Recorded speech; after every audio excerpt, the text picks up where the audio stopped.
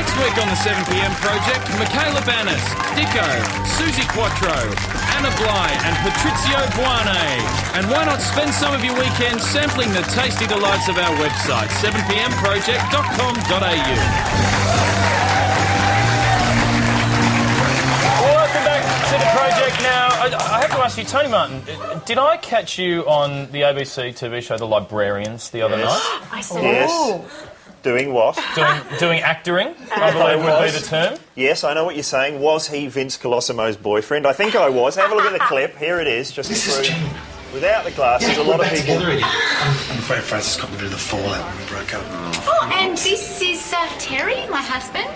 This is Adrian. Hi, Terry. And Jean.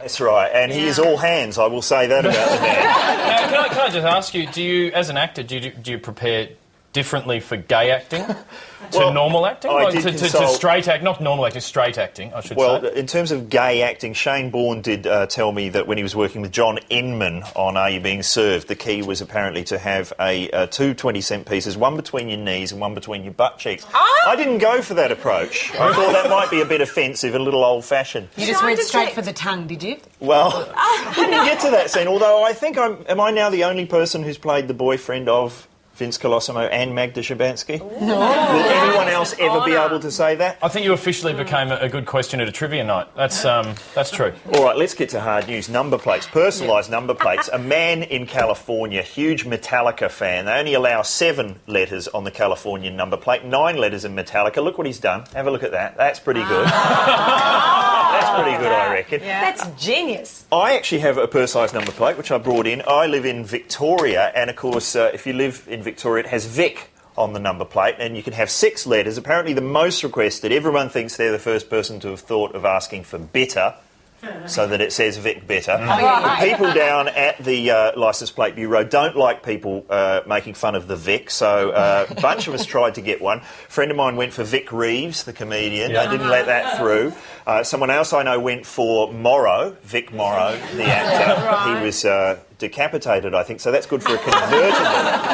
But they wouldn't let any of those through, but they obviously have no knowledge of Las Vegas lounge singers, because I got this one, Vic Damone. There he is.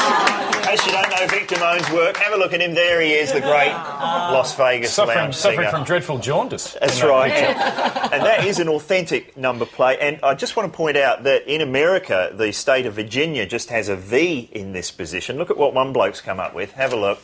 There you go. That's offensive. I wouldn't be showing that on television in this time slot, but What if he had a collision with Mr. Enos of Pennsylvania? Hopefully it wouldn't rear-end him. Now to Australian Idol and controversy today with psychiatrists complaining that the show ridicules mentally ill young people in the name of entertainment. Host of Australian Idol, Andrew G, joins us. Andrew, how do you react to this complaint? The folks at Origin Youth Health have come on and saying that we're deliberately doing this and we're deliberately making fun of people who are at risk.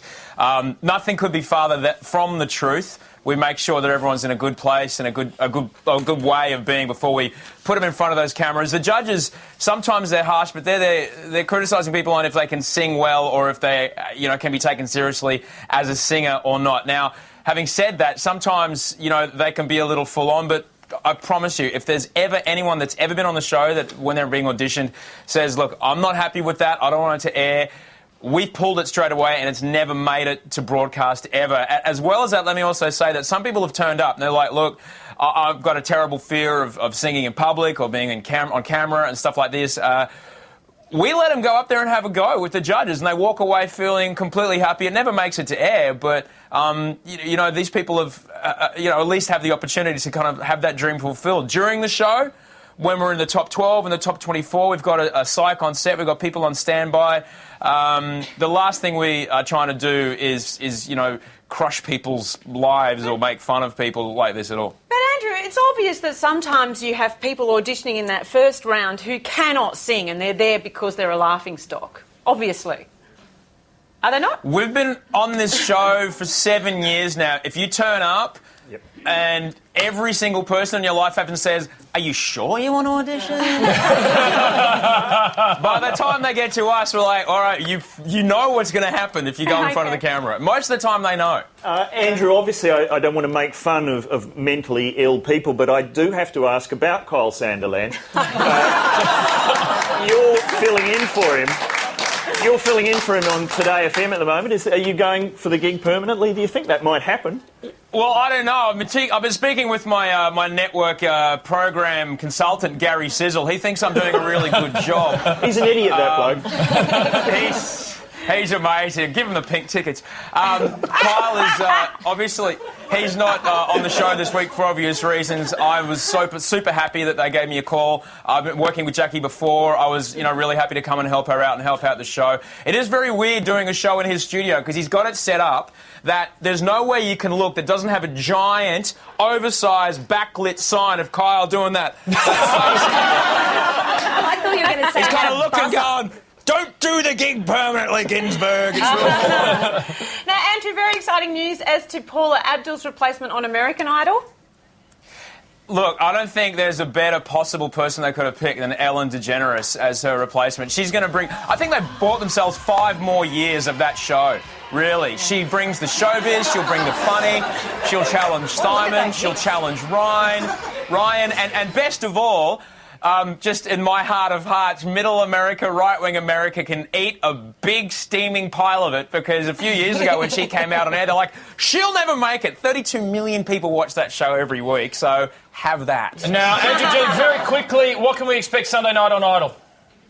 Oh, it's Rock Night, which is unreal. So hopefully I'll be celebrating the Carl Chisel reunion by doing my best Barnesy Mossy punching myself up before the show. Andrew G, thank you very much. Look forward to a Sunday night. We're going to take a break right now, and we'll come back soon to find out what's happening in your state this weekend.